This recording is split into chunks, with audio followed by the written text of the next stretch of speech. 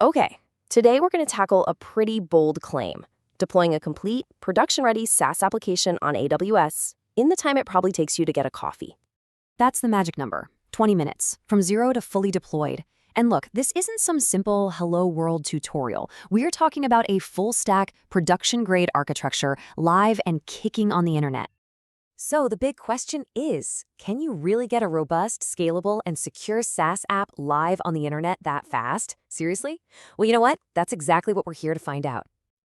So here's our game plan for this explainer. We'll kick off with the challenge itself, then I'll show you the blueprint for the architecture. After that, we hit the deployment sprint, cross the finish line, and then we'll break down exactly why this modern approach is such a total game changer.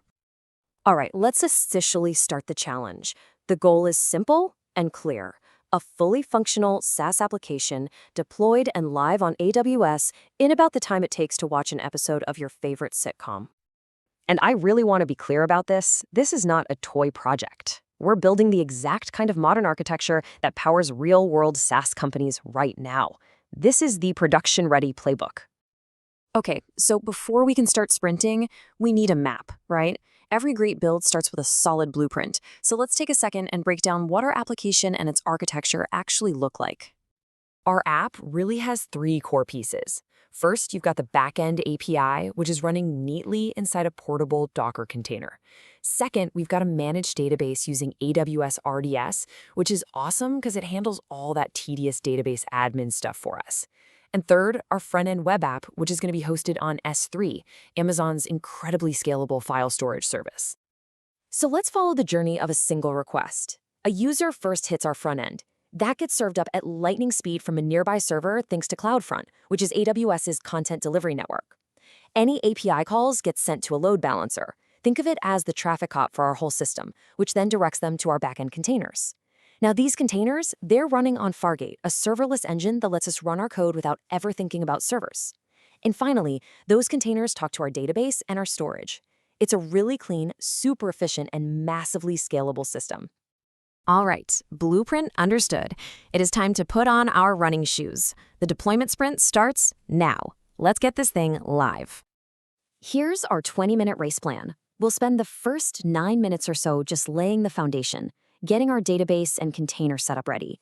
The next 10 minutes are all about the application logic, defining how it runs, how it connects. And that last minute, that's just for the final connection. Let's start the clock. First things first, we build our foundation. In step 1, we spin up our managed database in RDS. A small T3 micro instance is perfect and super cost-effective for getting started. For step 2, we set up 2 S3 buckets. One is for a public-facing web app, and the second one is a private bucket for user file uploads. Step 3 is creating a repository in ECR, which is basically a private library for our application's Docker image. And finally, in step 4, we define our Fargate cluster. That's the serverless environment where our containers will actually live and breathe. Okay, I have to pause here because this is probably the single most important security step in this entire process. By setting public access to off, you are literally building a digital fortress around your database. It becomes completely invisible to the public internet. The only thing that can talk to it is our application running securely inside that Fargate cluster.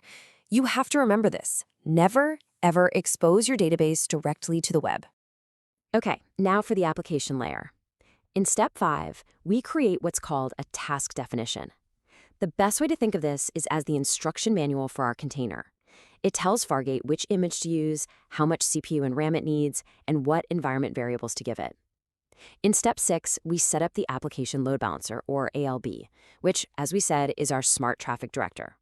Step 7 is creating the ECS service. This is the engine that makes sure our app is always running, automatically replacing any containers that get unhealthy. And finally, in step 8, we just update our front end to point to our new load balancer's address. And that's it. And this right here shows one of the most powerful parts of the task definition.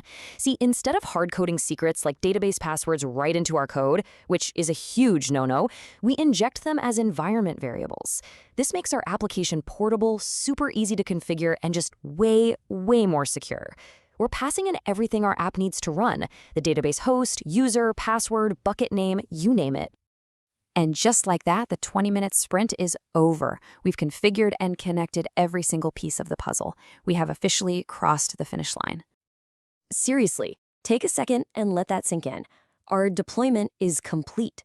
A full, multi-component software as a service application is now live on AWS, ready to serve users all around the world. So what did we actually get from our 20-minute sprint? Well, we've got an auto-scaling backend, a production-grade database, a lightning-fast global front-end, secure file storage, and thanks to AWS CloudWatch, the whole thing is fully logged and monitored.